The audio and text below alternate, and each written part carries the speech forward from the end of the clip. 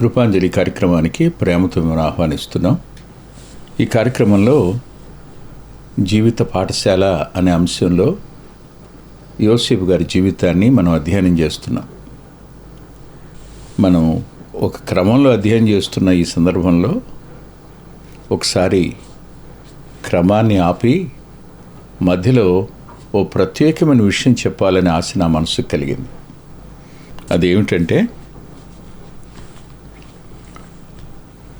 ఏ వ్యక్తి అయినా తన జీవితంలో దేవుని యొక్క సంపూర్ణ ప్రణాళికకు అప్పగించుకున్నవాడైతే, అతడు దేవుని కొరకు ఆశగొని ఒక ఉన్నతమైన పరిస్థితుల్లో ఉండాలని, దానికి తగిన జీవితం తనకుండాలనే స్పృహ కలిగిన వాడుగా ఉన్నప్పుడు అతడు ఏ గోల్ రీచ్ అవ్వాలనుకుంటాడు, ఆ గురి చేరేటంత వరకు దేవుడు ఊరికనే చేపట్టుకుని నడిపించుకుంటూ వెళ్ళిపోతాడు, ఏ కష్టాలు లేకుండా అని అనుకోకూడదు. ఖచ్చితంగా నీ ఎడల దేవునికి ఒక సంకల్పం ఉన్నప్పుడు ఆ సంకల్పం నెరవేర్చబడడానికి ఆయన నిన్ను ఏ ఏ పరిస్థితుల గుండా తీసుకుని వెడతాడో అవన్నీ భవిష్యత్తు కోసం, నీ మేలే, ఇతరుల మేలు కోసం ఆయన చేస్తున్న తర్ఫీదుగానే భావించాలి. 105వ కీర్తనలో యోసేపు గారి గురించి ఒక మాట రాసింది. అదేమిటంటే 19వ వచనంలో, అతడు చెప్పిన సంగతి నెరవేరు వరకు యెహోవా వాక్కు అతని పరిశోధించుచూ ఉండెను. అతను చెప్పిన సంగతి నెరవేరు వరకు ఎప్పుడు చెప్పాడు? 37వ అధ్యాయంలో చెప్పాడు. నెరవేర్చబడింది ఎప్పుడు? ఏ అధ్యాయంలో? మీరు ఆలోచించండి. అది మనకు 39వ అధ్యాయంలో దేవుడు అతనికి తోడై ఉన్నాడని చెరసాల అధిపతి దగ్గర నుంచి 40వ అధ్యాయం కూడా గడిచాక, 40వ అధ్యాయం చివరి భాగంలో 2 ఏళ్ళు చెరసాల తరువాత, 41 మొదట్లో 2 ఏళ్ళ తరువాత, 41వ అధ్యాయం వచ్చిన తరువాత, అందున 40వ వచనం దగ్గరికి వచ్చాక అతడు ఆ గురి చేరుకున్నట్టు కనిపిస్తుంటుంది. 37వ అధ్యాయం నుంచి 41వ అధ్యాయం వరకు ఉన్న ఈ అద్భుతమైన, ఈ అనేక మలుపులు కలిగిన ఈ కావ్యం మనకు ఇప్పుడు సంతోషకారణంగానూ, ఓ అద్భుతంగానూ, ఆశ్చర్యంగానూ కనిపించవచ్చు. కానీ ఆనాడు ప్రయాణించిన ఒక వ్యక్తి ఏ అనుభవాల గుండా ప్రయాణించాడు అని ఆలోచించినప్పుడు, మనం కూడా అదే అనుభవాల గుండా ప్రయాణించవలసి రావచ్చునేమో, ఖచ్చితంగా అలాంటి పరిస్థితి ఉందేమో. నీవు దేవుని సంకల్పంలో ఉండి దేవుని నుండి వచ్చినటువంటి స్ఫూర్తిని స్వీకరించి ఉన్నతమైన స్థాయిలోనికి దేవుని నామ మహిమ కొరకు వెళ్ళాలి అనే తపన నీకుంటే, తప్పనిసరిగా నీ స్ఫూర్తిని ఆయన ఖచ్చితంగా పరిశోధిస్తాడు అనే సత్యాన్ని మర్చిపోవద్దు. అతడు 2 విషయాలు సహోదరులతో చెప్పాడు కదా, మీకు గుర్తునుండాలి. మన ఇంటి అంతటిలో మొదటి కళ, రెండవది ప్రపంచం అంతటిలో రెండవ కళ. అంటే ఇంటికి నేను ఉపయోగపడేవాడిగా తలమానికంగా ఉంటాను, ప్రపంచానికి కూడా తలమానికంగా ఉంటాను. అది అంటే యోసేపు యొక్క ఆ భవిష్యత్ దర్శనం చిన్నది కాదు, చాలా పెద్దది. కొద్దిమంది జీవితాలలో ఈ విషయాలు ఉంటాయి. ఒక చిన్న గోలుకు వెళ్ళాలన్నా సరే ఈ విషయాలు ఖచ్చితంగా ఉంటాయి. అలాంటి పరిస్థితుల్లో నేను సిరీస్ని ఆపి ఈ విషయాలు చెప్తున్నాను అన్నాను కదూ. ఎందుకన్నానో చెప్తాను. తల్ల వంచి ప్రార్థన చేసుకుందాం. ప్రేమగల మా ప్రియ తండ్రి, పరిశుద్ధుడైన గొప్ప దేవ, యోసేపును పరిశోధించిన దేవుడు, నీ భక్తులు అనేకులు ఈ పరిశోధనల గుండానే ప్రయాణం చేశారు. మీరు నిన్న నేడు ఒకే రీతిగా ఉన్నారు, మార్పేం లేదు. మీరు మా ఎడల ప్రత్యేకమైన కృప కలిగి ఉన్నారు. మా మీద జాలిపడి మా విషయంలో పూచి వహించి మమ్మల్ని ఆదరిస్తున్న దేవుడు అయినా మీలో సత్యాన్ని, న్యాయాన్ని, యథార్థతను అంతరంగంలో కోరే లక్షణం ఉంది కనుక మమ్మల్ని ఆయా పరిస్థితులు గుండా నడిపించుకుంటూ తీసుకుని పెడతారని, అక్కడ కూడా మీరు అన్యాయస్తులు కాదని సంపూర్ణంగా మీ మీద ఆధారపడే కృప మాకిమ్మని మీ చేతులకే మా సమస్యల పరిష్కారం కోసం అప్పగించుకుంటూ యేసుక్రీస్తు ప్రభు వారి పేరిట ప్రార్థిస్తున్నాం తండ్రి. ఆమేన్. చెప్పినది అంటే నా మనసులోకి వచ్చిన మాట ఏమిటంటే, ఒక వ్యక్తి జీవితంలోనికి ఎలాంటి మనుషులు వస్తుంటారు, ఎలాంటి మనుషులు తారసపడతారు, ఏ ఏ ప్రదేశాల్లో తారసపడతారు. సహజంగా మనం అనుకుంటాం మన ఇంటిలో మనకు ఏ పరిశోధన రాకూడదని, మన ఇంటి లోపల మనకు ఏ పరీక్ష రాకూడదని, ఇంటిలో మనలందరినీ అర్థం చేసుకోవాలని, మనం చెప్పిన దానికి అందరూ తలవంచాలని ఆశిస్తాం. జరగదన్నమాట. అది కూడదు కూడాను. పరిశోధన ఎక్కడ ఆరంభమైంది? యోసేపునకు స్వంత ఇంటిలోనే పరిశోధన ఆరంభం. ఆలోచించండి. ఇవాళ అనేక మంది నిరాశలోనికి వెళ్ళడానికి కానీ, నిస్పృహలోనికి వెళ్ళిపోవడానికి కానీ, దుఃఖంలో కృంగిపోవడానికి కానీ కారణాలు ఏమిటి? ఎవరో అంటే నేను బాధపడేవాడిని కాదండి, ఎవరో చేస్తే నేను దుఃఖపడేవాడిని కాదు అంటారు. అవును, మరి యోసేపు విషయంలో ఇల్లే మొదటి పరిశోధన స్థలం కదా. తనకున్నటువంటి సహోదరులే కదా పరిశోధించడానికి సాధనాలైంది. కాబట్టి దేవుడు ఆయా అనుభవాల గుండా నిన్ను నడిపిస్తున్నాడు అనే సత్యాన్ని నువ్వు మర్చిపోవద్దు. మనుషుల మీద కోపం పెట్టుకుంటే ఏం ప్రయోజనం? మనుషుల మీద కష్టం పెట్టుకుంటే వచ్చే ప్రయోజనం ఏమిటి? కష్టం వస్తుంది, ఖచ్చితంగా వస్తుంది, శరీరంలో ఉన్నాం కాబట్టి.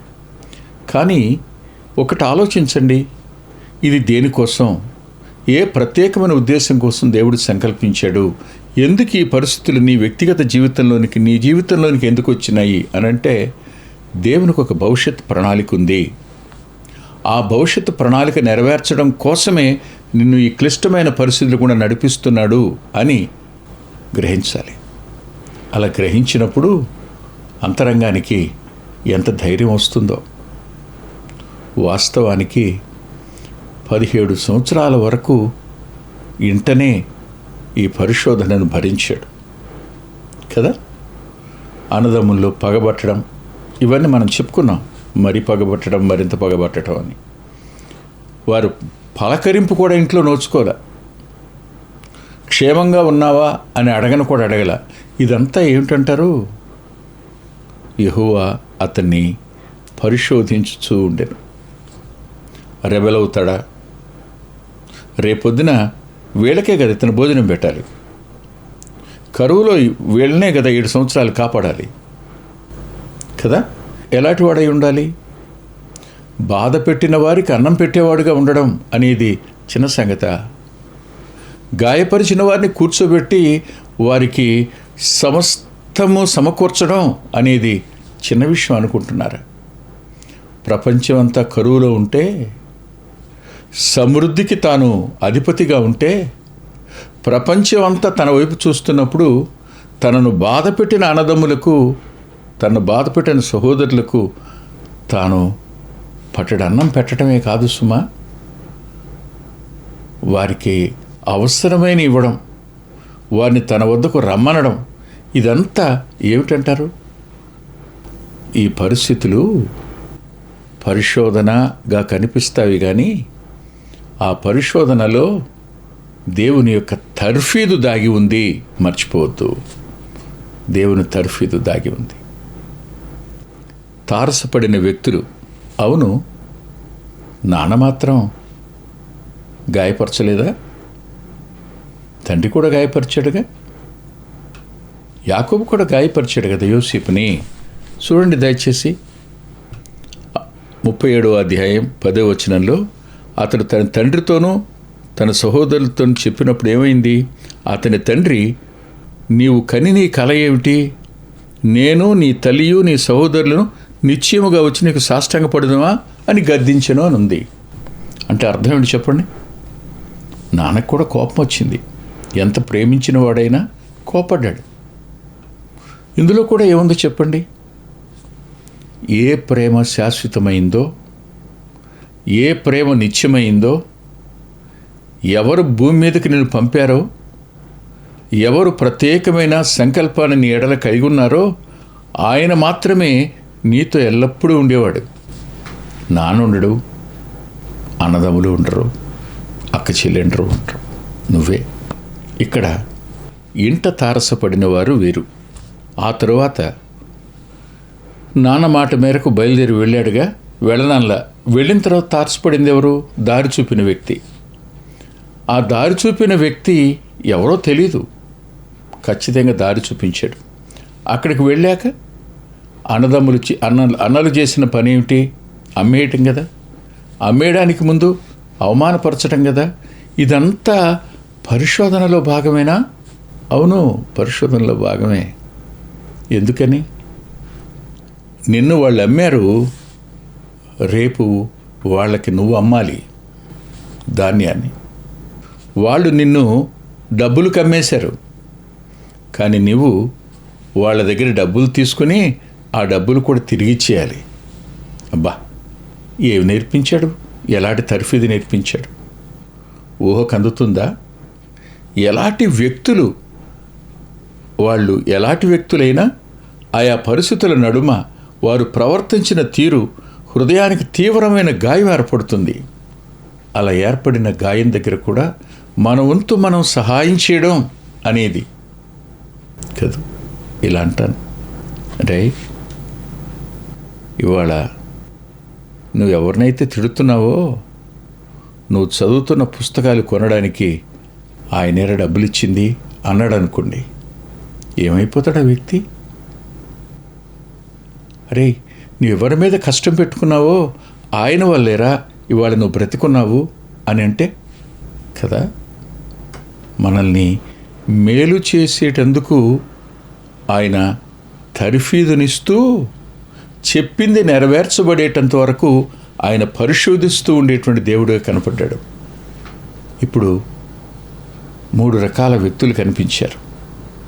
1 సహోదరులు, 2 తండ్రి, 3 దారి చూపించిన వ్యక్తి, 4వదిగా కొని బానిసగా ఐగుప్తుకు తీసుకుని వెళ్ళిపోయినవారు. వాళ్ళు అతను ఎలా చూసుంటారు?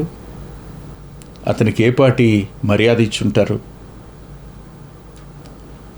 అందున వాళ్ళు ఇష్మాయేలీయులని రాసింది. దాయాదుల ఎడల మరో దాయాది ఎలా ప్రవర్తిస్తాడు? మీరే ఆలోచించండి. మా అమ్మని, మా నాన్నమ్మని, మా నాన్నని ఇంటి నుంచి వెళ్ళగొట్టేసింది మీరే కదరా, అవునా? ఆమె పిల్లలేగా మీరు, శారమ్మ సంతానమే కదా మీరు. ఎలా చూస్తారు? ఆగరు సంతానం శారా సంతానాన్ని చూసే విధానం ఎలా ఉంటుంది? ఖచ్చితంగా దాయాదుల నడుమ సఖ్యత, సద్భావం కంటే ఖచ్చితంగా ఓరవలేనితనం, బాధపెట్టే తత్వం ఉంటాయి. ఆలోచించండి. ఇప్పుడు వాళ్ళు తీసుకొని పోయి తక్కువకి అమ్మి ఉంటారా? ఎంత కొన్నారో అంతకి అమ్మి ఉంటారా? లేదుగా. మరి లాభానికి అమ్ముతారు కదా, అమ్మేశారు. అవునా? 4 వ్యక్తుల్ని కలుసుకున్నారు ఇప్పుడు, 4 తరగతుల్ని. ఈ 4 తరగతుల్లో ఏమి నేర్చుకుని ఉంటాడు యోసేపు? దేవుడు పరిశోధిస్తున్నాడు. ఎందుకు పరిశోధిస్తున్నాడు? అతని ఎమోషన్స్ ఎలా ఉన్నాయి? అతడు ఎలా తిరగబడ్డా? పారిపోవడానికి ప్రయత్నం చేశాడా? వారు బాధ పెడితే ప్రతిగా వారిని బాధ పెట్టాడా? అలాంటిది ఏం లేదుగా. అన్నదమ్ములు అతన్ని జ్ఞాపకం చేసుకుని ఆ రోజున అతడు మనల్ని బ్రతిమాలుతున్నప్పుడు అన్నప్పుడు పరిశోధించిన సమయాన యోసేపు యొక్క ప్రవర్తన ఎంత న్యాయబద్ధంగా, ఎంత సానుకూలంగా, పరలోకానికి ముద్దొచ్చేటట్టుగా ఉందో. ఇది 4వ వర్గం. ఇంకా 5వ వర్గం పొతిఫర్ ఇల్లు. పొతిఫర్ నిజానికి యోసేపునకు స్వాంతన కలుగు చేసినవాడు. యోసేపునకు కొంత సమయం, కొన్ని సంవత్సరాల కాలం అందరినీ మర్చిపోయేటట్టు కాకపోయినా ఓదార్పుని, ఆదరణని, ఆప్యాయతని, హెచ్చింపును కలుగు చేయడం. అంటే పరిశోధనలో నీ స్థానం పెరిగే అవకాశం ఉంది. నువ్వు హెచ్చించబడే అవకాశం ఉంది. అవమానించబడడం, అమ్మివేయబడడం ఇవి మాత్రమే కాదు, ఘనపరచబడ్డానికి కూడా ఉంటాయి. ఘనత కూడా పరిశోధనకే. ఇది కూడా మర్చిపోవద్దు. మనుషులు నిన్ను ఘనపరిచినా, మనుషులు నిన్ను హెచ్చించినా, నీ స్థితిని కొంచెం పైకి పెంచినా అవన్నీ కూడా పరిశోధనలా భాగాలే. యోసేపు గర్విష్టి కాల. యోసేపు దీనుడుగానే ఉన్నాడు. యోసేపులో తానెవరో మర్చిపోలా. తాను దేవునికి చెందినవాణ్ణి అనే సత్యాన్ని అతడు మరోలా కదా. ఇప్పుడు 4వ వర్గం. ఇక 5వ వర్గం, యోసేపు ఏ ఇంటిలో ఉన్నాడో ఆ ఇంటి యజమాని భార్య. ఆమె నైవంచన.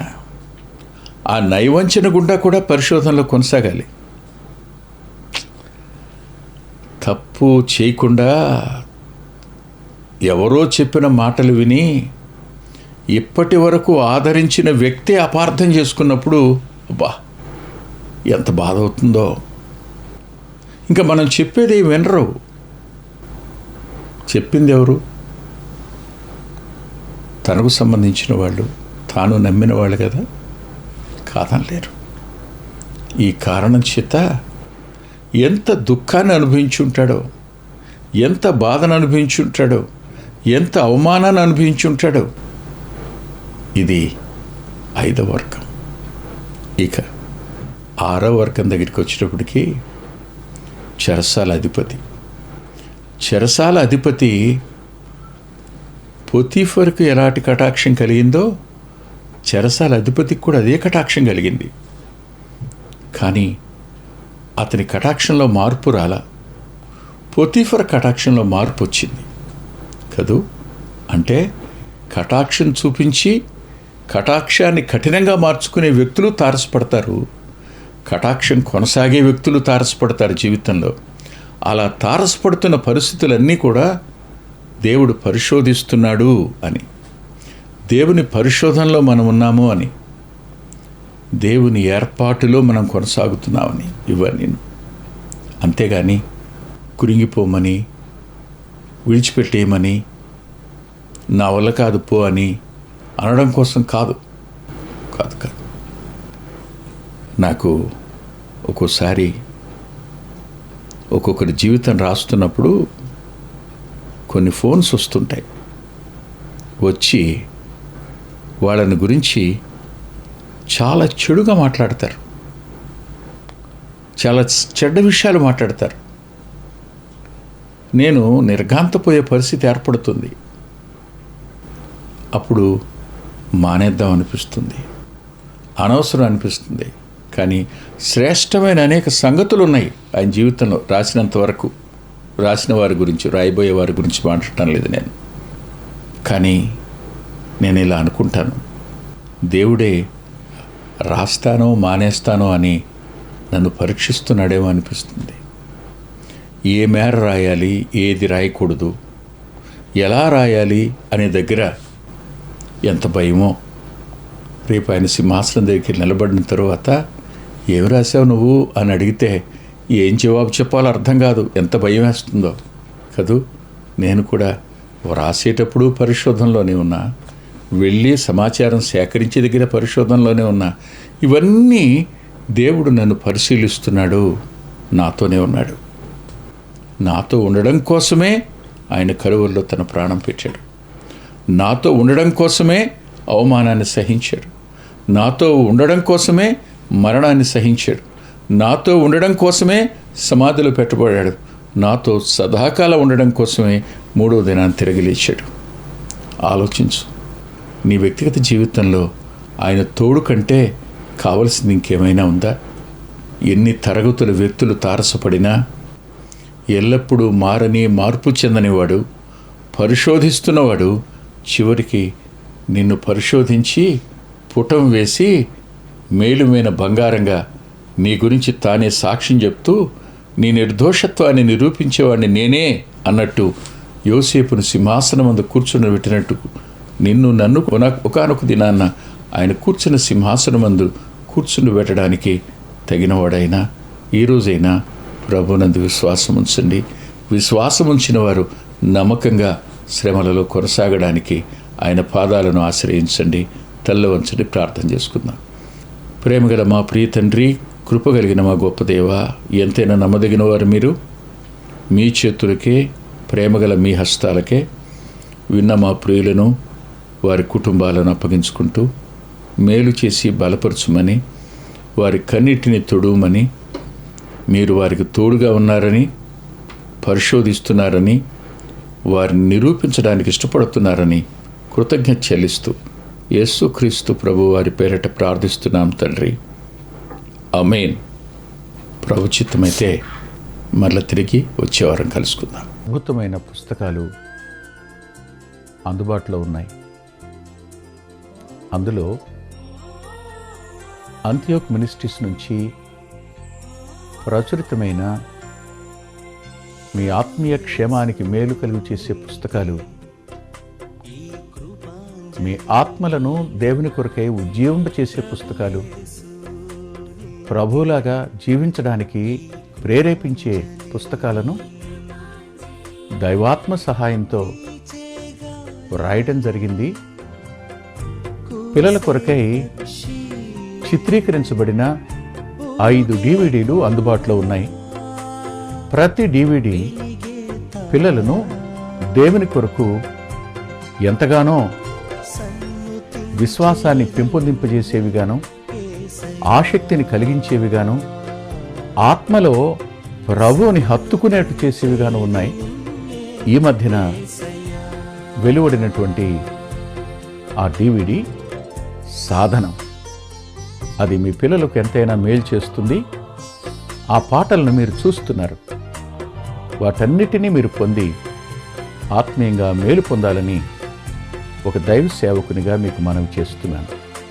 6వ పిల్లల DVD సమయం అందుబాటులో ఉంది. 5 చూసిన వారు 6వది కూడా మీ పిల్లలకు చూపించి మీరు చూచి అంతరంగంలో దేవుని స్తుతిస్తారని నమ్ముతున్నాను. తప్పకుండా ఈ DVDలు తీసుకోండి. 2018వ సంవత్సరం తెలుగు VBS DVD దాహం, పిల్లల ఆత్మీయ క్షేమం కోసం 10 పాటలతో దృశ్యరూపకంగా దీన్ని తయారు చేయడం జరిగింది. తప్పనిసరిగా ఈ DVD తీసుకోండి. పిల్లలకు వీటిని పరిచయం చేయండి. ఈ పాటలు మీ పిల్లలకు నేర్పండి. మీ సండే స్కూల్లో ఈ పాటలు నేర్పడం మర్చిపోకండి. నూతనంగా వచ్చిన పిల్లల DVD ఐక్యత అనే టైటిల్ పెడదామనుకున్నాం, కానీ కలిసి ఉందాం అనేటువంటి టైటిల్ని పెట్టడం జరిగింది. కలిసి ఉందాం, అది పిల్లలకు ఎంతో ప్రయోజనకరమైన DVD. దానిని మీరు పొంది మీ పిల్లల ఆత్మీయ క్షేమాన్ని ఖచ్చితంగా చూస్తారని నేను నమ్ముతున్నాను. ఆ DVDని మీరు సంప్రదించి పొందవచ్చు. సాధు సాల్మన్ గారి జీవితం, ఆయన గోదావరి నది దగ్గర ఒక ఆశ్రమాన్ని స్థాపించి అనేక మందిని ప్రభువులోకి నడిపినవారు, అనేక మంది జీవితాలను ఆయన ప్రోత్సహించినవారు. ఎంతో ప్రోత్సాహకరమైన ఈ జీవితాన్ని చదివి మీరు తప్పకుండా ఆత్మీయమైన మేలు పొందుతారు.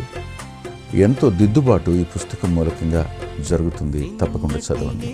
గత 30 సంవత్సరాలుగా, ఇది 31వ సంవత్సరం, క్రీస్తు సువార్త పత్రిక అనేక మంది ఆత్మీయ ఆకలిని తీరుస్తున్నటువంటి మాసపత్రిక. ఈ పత్రికను మీరు పొంది మీ ఆత్మీయ జీవితాలకు మేలు కలుగు చేసుకుంటారని హృదయపూర్వకంగా మీకు సిఫార్సు చేస్తున్నాను. గత 2 సంవత్సరాలుగా పిల్లల ఆత్మీయ క్షేమం కోసం సచిత్ర ద్విమాస పత్రిక నెలవంక వెలువడుతోంది. అనేక మంది పిల్లలు ఆత్మీయంగా మేము మేలు పొందామని వారి ఉత్తరాల ద్వారాను వ్యక్తిగతంగా కలుసుకున్నప్పుడు సాక్ష్యం చెబుతున్నారు. మీరు కూడా మీ పిల్లల కోసం నెలవంక పత్రికను మీరు పొందొచ్చు. అందుకొరకై ఈ క్రింద ఇవ్వబడినటువంటి ఫోన్ నెంబర్ని మీరు సంప్రదించండి. ప్రభు యేసు నీకే ఈ కృపాంజలి,